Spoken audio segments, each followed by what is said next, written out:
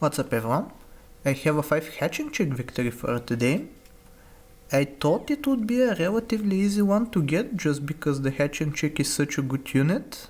Like, it provides a lot of mid-game tempo. If you level it up, even it provides some late game scaling. But it was quite a challenge just because after turns like 5 and 6 it's not as good. Like, there are a lot of better scaling options. You can take buffalo, bison, llama even.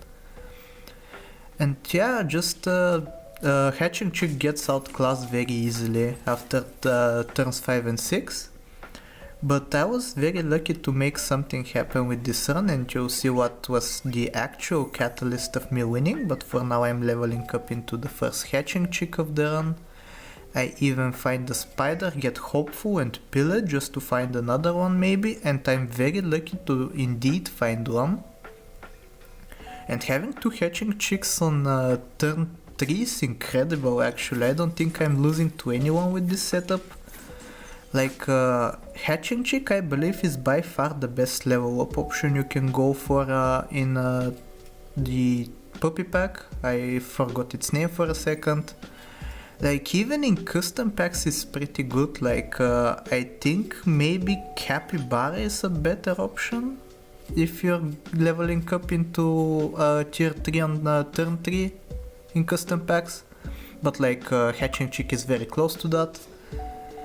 Anyway though, thankfully I'm not playing custom packs in this run because I think I would have gotten wrecked.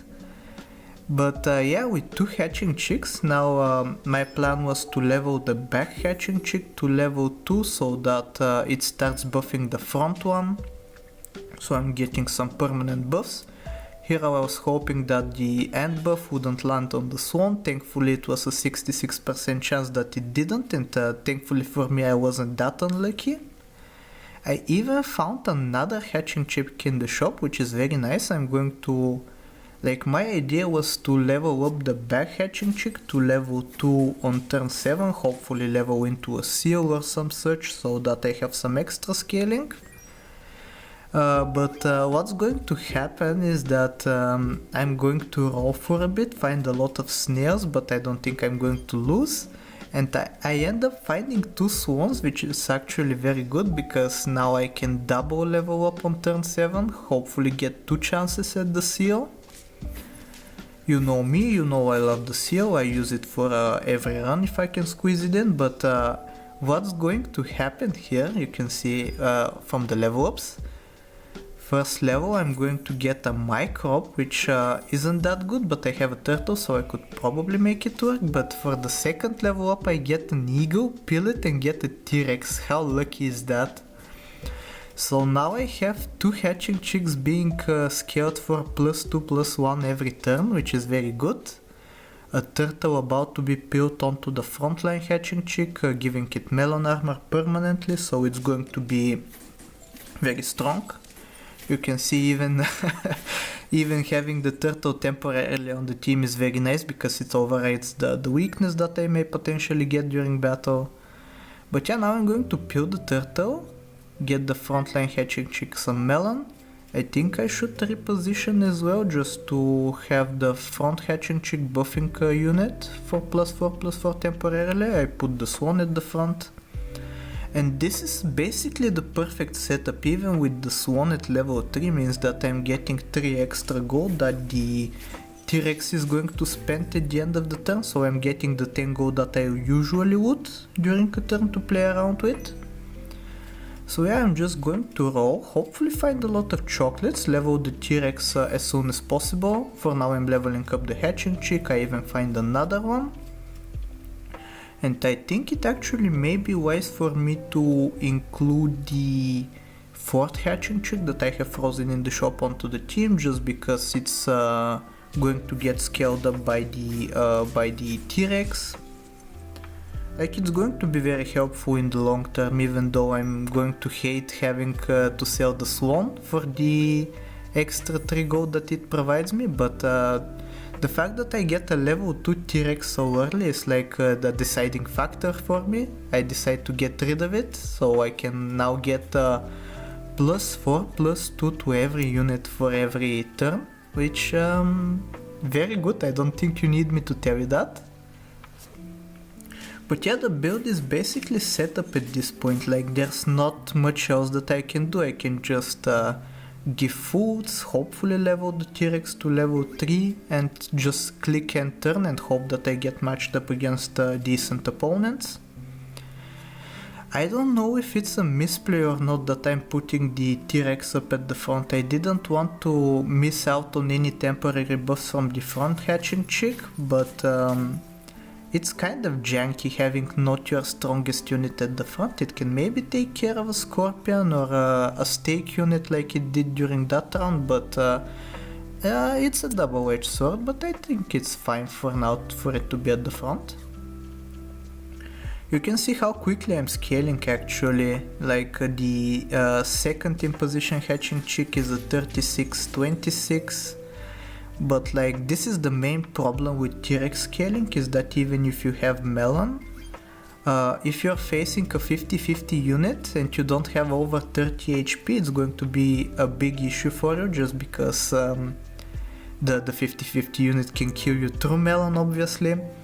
So getting over that 30 HP threshold is going to be a big goal for this run. Thankfully they didn't have any 50-50 units on that team, so I managed to dispatch of them quite easily. I even managed to get some melons for the rest of the hatching chicks. For a second I reconsider if I want to reposition the T-Rex, but I think at the front it's fine. Just to hopefully maybe remove a melon. I don't think people are going to be putting frontline Scorpions now that it's relatively late, turn 14. It's going pretty well. I don't really have much to say. It's, as I said, it's all dependent on the opponents at this point. If they have weakness, if they have snipes, if they have skunks or 50-50 units, it's going to be relatively scary. But I'm scaling up quite nicely. Sadly they did have a skunk to reduce my strongest unit to below 30 HP, and with the 50-50 they had, it's going to be fatal. A little misplay actually, I forgot to reposition the level 2 hatching chick so that it buffs another unit for the full +2/+2. Like the frontline hatching chick could use the extra HP, but I'd rather buff both HP and attack. And it may have been a blessing in disguise actually that I lose, just because I have some extra turns of the T-Rex scaling. I even end up drawing here for another turn. Like +6, +3 to 4 units is actually an insane amount of stats. So I was kind of thankful that I drew, even though I'm going to be facing even stronger teams because of this, but I think the scaling is going to compensate for that. Let's see what happens here. I think I might win, even though they have the 50 attack unit with the with the skunk once again, but this time 2 units were over the 30 HP threshold, so I ended up winning.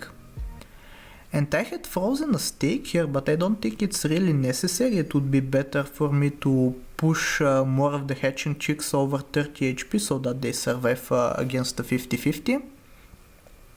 So what I end up doing is buying the cow instead for the milks. Very nice that it gives more HP than attack, so it kind of makes up for the T-Rex effect. And yeah, this is going to be the final build.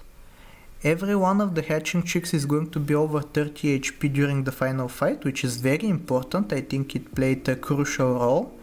And yeah, this is going to be the run. If you enjoyed, like, sub, do all the generic stuff, leave a nice comment, and I'll talk to you next time. Take care.